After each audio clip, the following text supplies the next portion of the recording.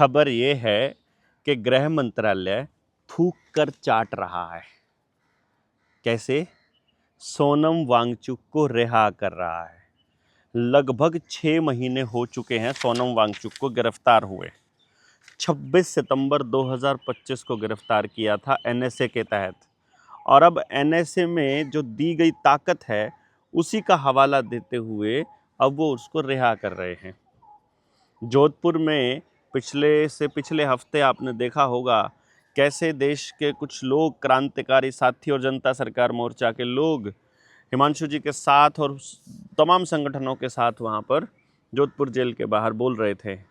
आप जानते नहीं हैं, लेकिन लगभग 25 से 30 करोड़ लोगों ने उस वीडियो को देखा और सब ने वहाँ ये डिमांड की कि सोनम वांगचुक को रिहा किया जाना चाहिए।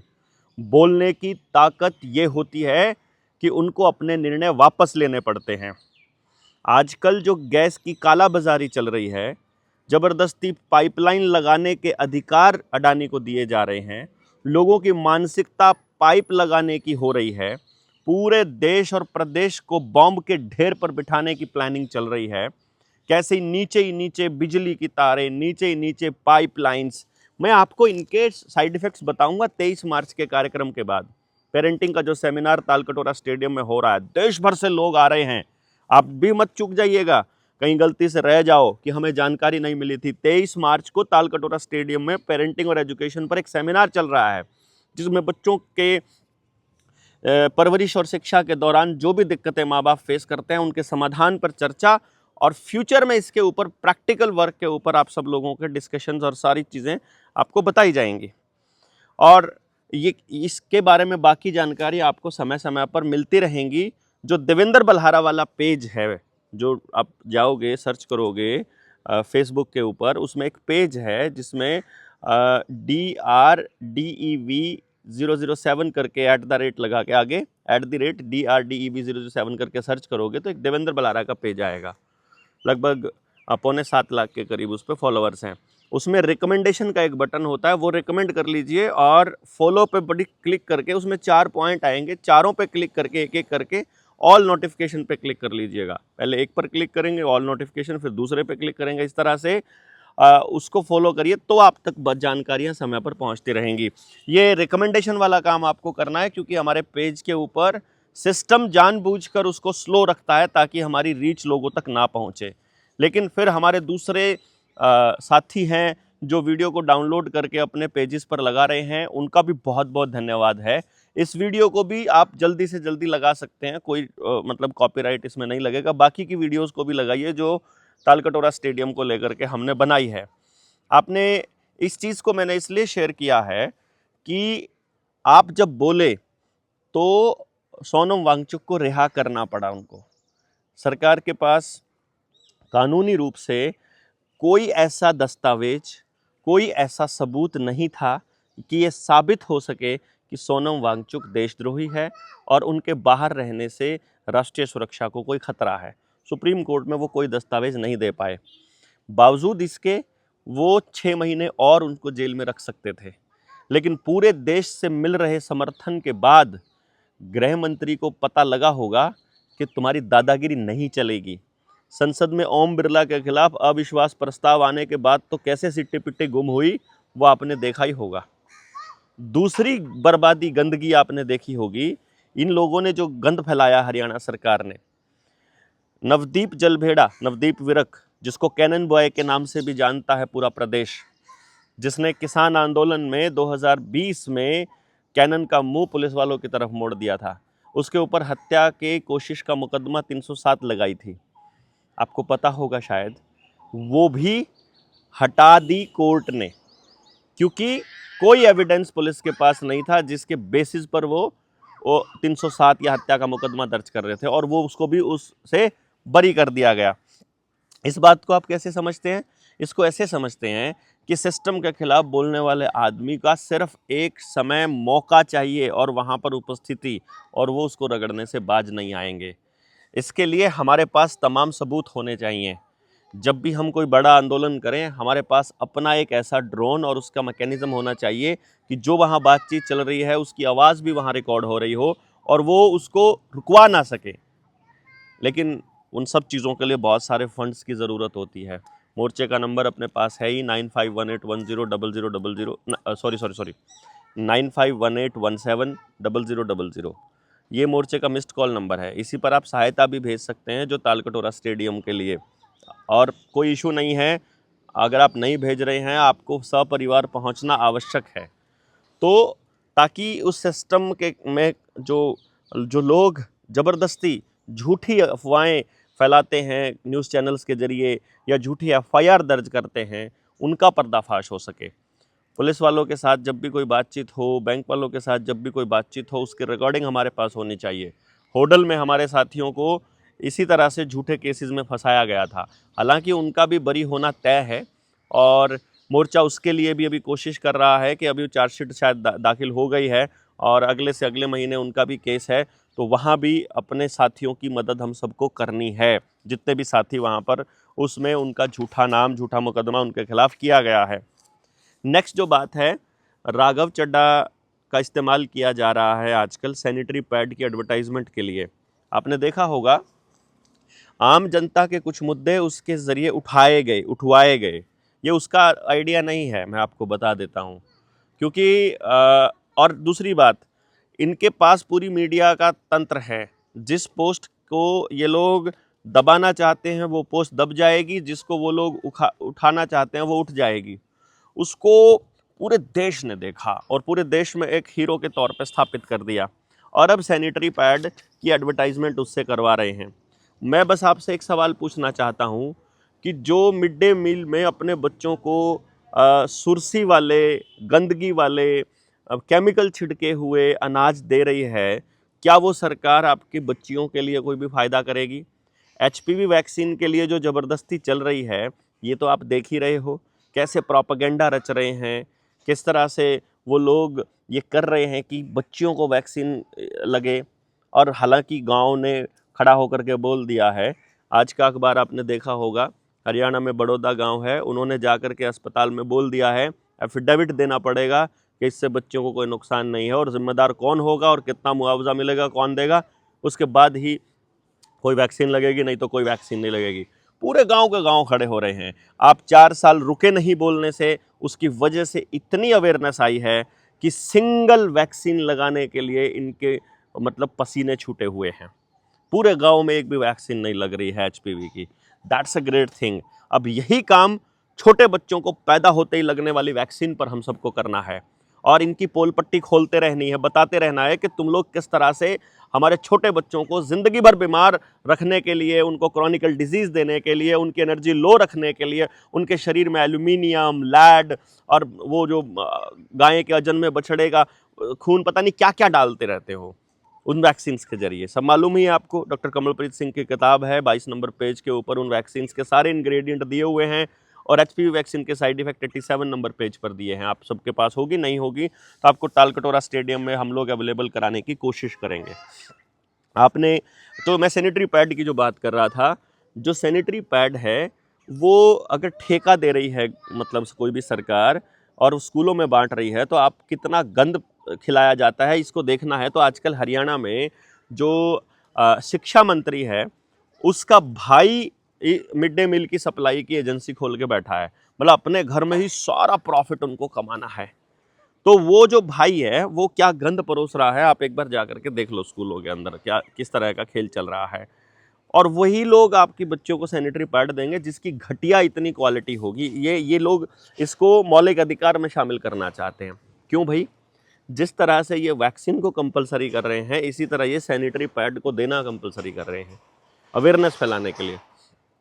मैं आपको बताऊं, या तो कॉटन या प्राकृतिक रूप से इस्तेमाल किए जाने वाला कोई और आइटम ही सैनिटरी पैड के तौर पे इस्तेमाल किया जाना चाहिए, और वो या लिनन खास तौर पे, और वो इतना ज़्यादा महंगा है कि उसको एक आम घर अफोर्ड नहीं कर सकता। यहाँ तक कि फ्री में देना भी संभव नहीं है। इसको घर के लेवल पर अवेयरनेस के तौर पर कॉटन किस तरह से इस्तेमाल किया जाए, इसकी जागरूकता की ज़रूरत है। सैनिटरी पैड में लेड होता है, नैनो पार्टिकल्स होते हैं जो बच्चियों में, और मतलब एक तरह से ये समझिए कि जितनी भी समस्याएं आ रही हैं गाइनो से रिलेटेड, उन सारी समस्याओं की जड़ में या तो जो अंग्रेजी शीट वाला टॉयलेट है या फिर ये सैनिटरी पैड है, ये दोनों चीज़ें ही हैं, इसको समझिएगा। और तीसरे नंबर पर उसमें सबसे ज़्यादा जो कंट्रीब्यूशन है बच्चियों का गर्भाशय का कैंसर हो या उनके साथ हो रही दूसरी तमाम तरह की कॉम्प्लिकेशंस हैं, उसमें जो तीसरा जो कारण है वो कॉन्डम है। और इन्हीं चीज़ों का प्रमोशन ये लोग कर रहे हैं। मतलब हमारी बच्चियों को बांझ बनाने के लिए पूरा प्रोपेगेंडा चल रहा है। सो इस ट्रैप में नहीं फंसना है, राघव चड्ढा के ट्रैप में। इसको पूरा क्लियरली मतलब एक तरह से डिनाई कर देना है कि हमको चंडीगढ़ से दिल्ली से आया हुआ सैनिटरी पैड नहीं चाहिए। आप हमको पैसा दीजिए, हमारे गांव में अवेलेबल कराइए, हम अपनी मैन्युफैक्चरिंग खुद कर लेंगे, क्योंकि जो चीज़ हमने खुद नहीं बनाई है, समझ लीजिए वो हमारी बच्चों के लिए सुरक्षित नहीं है। बस इतना समझ लीजिए, if nature did not make it, do not take it. और बाहर से कोई आया है, कंपनी से अगर कोई चीज़ आई है, कंपनी बेनिफिट देखेगी, आपका बेनिफिट नहीं देखेगी। यदि वो आपको बेनिफिट देगी तो उसके बदले में कई गुना आपसे प्रॉफिट लेगी। इसीलिए जो टॉप क्लास के जो पैड्स हैं वो इतने महंगे होते हैं कि उसको आम घर अफोर्ड भी नहीं कर पाएगा। तो उसकी मैन्युफैक्चरिंग हमको अपनी बच्चों को खुद सिखानी है अपने घरों पर। जनता सरकार मोर्चा इस पर बड़ा काम करेगा, अपने लेवल पर भी इस पर आगे बढ़ाएगा। और जो अगली खबर मैं आपको बताने जा रहा हूँ वो ये है कि नेशनल हाईवे पर जो 1 साल का टोल जो 3000 रुपये का था, जिसमें 200 टोल फ्री थे, वो अब 3075 का कर दिया है। कहने को 200 टोल में 75 रुपये कम किए हैं, तो लगभग 30 पैसा प्रति जो पासिंग है वो ही बढ़ा है। आपको तो 3 टोल पे 1 रुपया बढ़ा है, इस तरह का महसूस हो रहा होगा और ये लग रहा होगा ये तो कुछ भी नहीं है। मैं जो आपको बात बता रहा हूँ और जो असल बात है उसको समझिए, वो ये है कि अगर सड़क पर चलने का आप पैसा दे रहे हो, भले ही वो 2 रुपये दे रहे हो, गांव के जौहड़ में अपने डंगरों को पानी पिलाने का यदि आप पैसा दे रहे हो, चाहे वो 1 रुपया सालाना दे रहे हो, तो आप ये मान रहे हो कि वो 1 रुपया सालाना लेने वाला आपका मालिक है, वो उस जगह का मालिक है। अगर आप सड़क पर चलने का रोड टैक्स दे रहे हो तो मतलब आप मालिक हैं, मतलब वो मालिक है जो ले रहा है, क्योंकि यही चीज़ है जो हमारी मानसिकता तय कर रही है।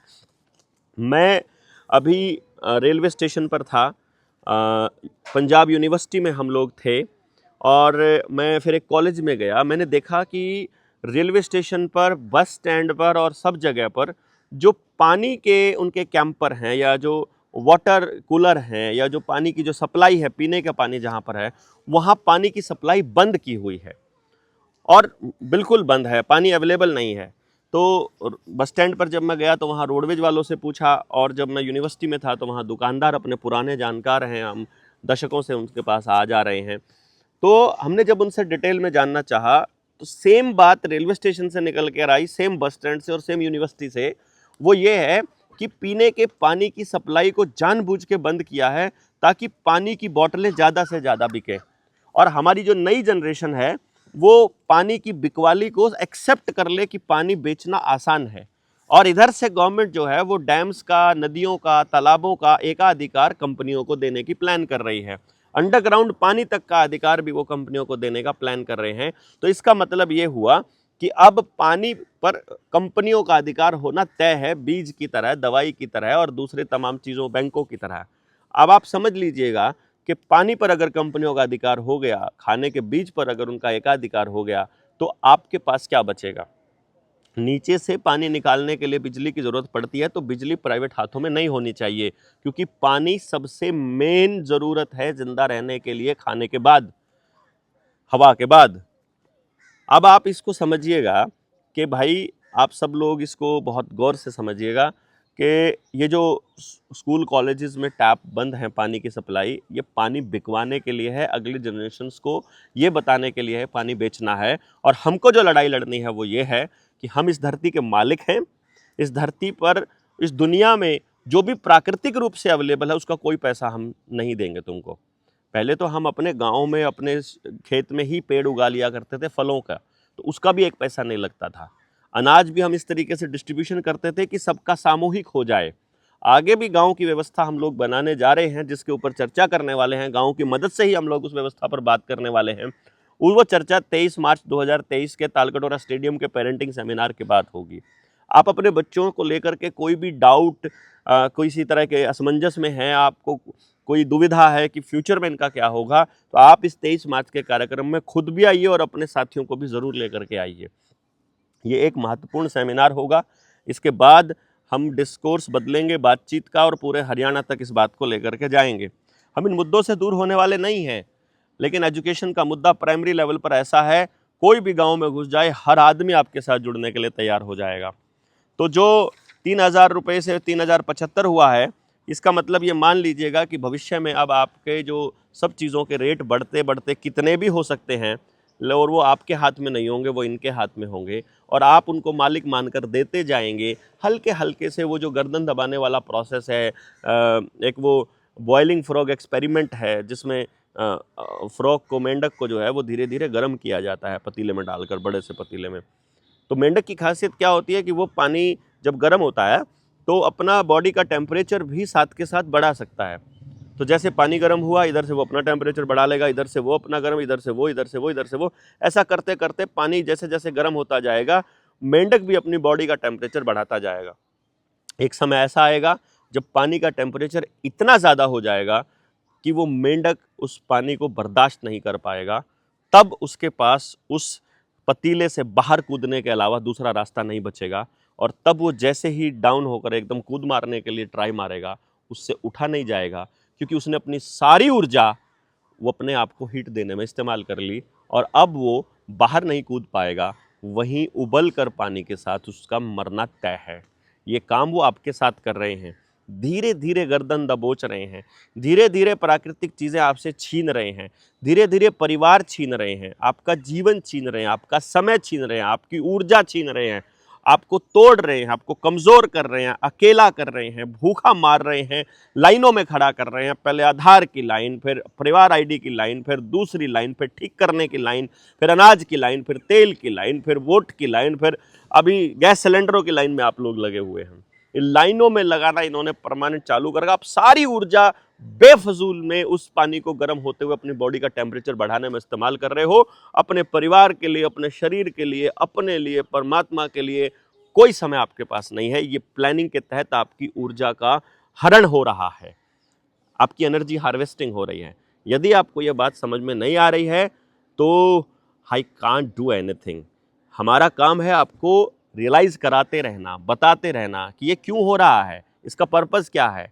अगर एफआईआर करके 307 से हटा दिया है, तो जो नवदीप जलबेड़ा का जो समय खराब किया है, जो सोनम वांगचुक का 6 महीना जेल के अंदर गया है, उसकी भरपाई कौन करेगा? गिरफ्तार करने वाला आदमी। एनएसए में लिखा हुआ है कि गिरफ्तार करने वाले आदमी के ऊपर, आरोप लगाने वाले आदमी के ऊपर आप कोई एफआईआर नहीं कर सकते, क्योंकि उसने जो किया देश की सुरक्षा के लिए किया। अब बताइए, मतलब कोई भी अंदर कर दे, जब मर्जी अंदर कर दे, और पब्लिक बोले तो छोड़े, अदरवाइज तो जब मर्जी रगड़ दे। 1 साल के लिए उसके पास समय है, 1 साल बाहर निकाल दिया, 5 दिन घर में रहा, 5 दिन के बाद घर से उठाना कौन सा मुश्किल है उसका? समझिए इस खेल को। ये पूरा देखा है उन्होंने कि आंदोलन वहाँ जहाँ शुरू किया था सोनम वांगचुक ने, वहाँ तो कमज़ोर पड़ गया है, लेकिन पूरे देश में फैल रहा है। और मोर्चे ने जब वहाँ जाकर के उसको पूरी तरह से पब्लिक के अंदर लेके गए, तो करोड़ों लोगों ने उसको देखा, जिसकी वजह से प्रेशर बना। तो बोलना बहुत ज़रूरी है।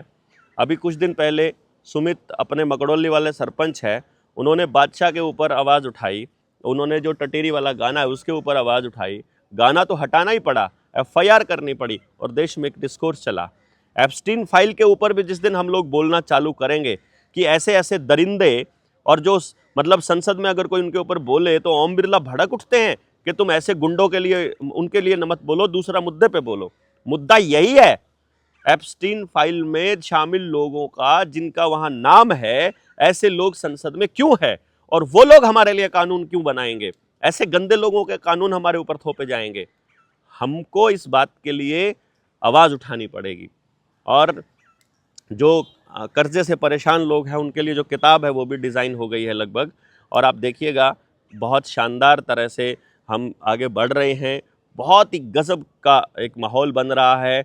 जो लोग अपने स्वार्थ के लिए आए थे, केवल अपने स्वार्थ के लिए आए थे, उनको उल्लू सिटी वाले अपने आप लेके जा रहे हैं। जो समझ के कच्चे लोग थे वो जा रहे हैं, वो पैसों के लालच में बढ़कर मतलब उसमें घुस कर के समाज को छोड़ रहे हैं। समाज उनको अकेला अपने आप छोड़ देगा। अब वो अकेले पड़ते जा रहे हैं। अब आपको अपनी अपनी अपनी जो सॉवरेनिटी है, अपनी संप्रभुता है, उसको डिक्लेयर करने का अब अपने पास समय आ गया है। हमारे लोग इसमें बहुत ज़ोर लगा रहे हैं और आप शेयर कीजिएगा। इसमें मैंने आपको बताया देवेंद्र बलारा वाला जो पेज है उसको आप रिकमेंड कीजिएगा, फॉलो कीजिएगा। निडर इंडिया चैनल अपना जो जनता सरकार मोर्चा का है, और इसमें आने वाले टाइम में हम मोर्चे के 30 के 30 जो साथी अपने सुपर टीम लीडर्स हैं उनको उनका जो फेस है, उनका फ़ोन नंबर है, वो सब पब्लिक का हम कर देंगे ताकि आप लोगों तक ज़्यादा से ज़्यादा लोग जुड़ पाएँ। अब बेसलाइन अब तैयार है, बेसलाइन के बाद अब लोगों का जोड़ना जारी हो जाएगा और अब लाखों लोगों के लिए एक प्लेटफॉर्म तैयार हो गया है। अभी तक क्या है कि जुड़ने के बाद क्या करना है उस प्रोसेस का हमको नहीं पता था, पर अब वो प्रोसेस धीरे धीरे क्लियर हो रही है और आप सब लोगों ने जो भी मेहनत आपने की है वो रंग लाएगी। और वो मेहनत इस तरह से है कि अलग अलग जगह पर लोग खुद बोल रहे हैं, अपने आप आवाज़ उठा रहे हैं। आपने राणा जी को देखा होगा हिमाचल में, शिमला में, मतलब एक तरह से देखिए कि हटकोटी में मिले थे वो लोग, और अभी मीटर वाला का क्या रेल बनाई है उन्होंने, गजब। मतलब मैं समझ रहा हूँ कि लोग, राजेंद्र जी शायद हैं वो, और क्या गजब मेहनत कर रहे हैं। लोग अपने आप से जाग रहे हैं, खुद से जागना, बोलना, लोगों का सपोर्ट आना, this is a big thing. आज के समय में जहां आपकी आवाज़ों को दबाया जा रहा है, आपका बोलना सामने आ रहा है। इसके लिए हम ये मानते हैं कि मोर्चे के सब साथी जीत के इस जीत के, इस पॉजिटिविटी के हकदार हैं, अप्रिसिएशन के हकदार हैं। आप सबका शुक्रिया बहुत बहुत। और तालकटोरा स्टेडियम के लिए ढील मत बरतिएगा, लोगों को बोलिएगा सपरिवार आने का ये मौका है। यहाँ कोई ऐसी बातचीत नहीं होगी जहाँ आपको ये लगे कि हम क्यों आए। केवल आपके बच्चों को, गाँव को ध्यान में रखकर हम लोग इस पर बात करेंगे। बहुत बहुत धन्यवाद। जय हिंद, जय भारत, जय जोहार।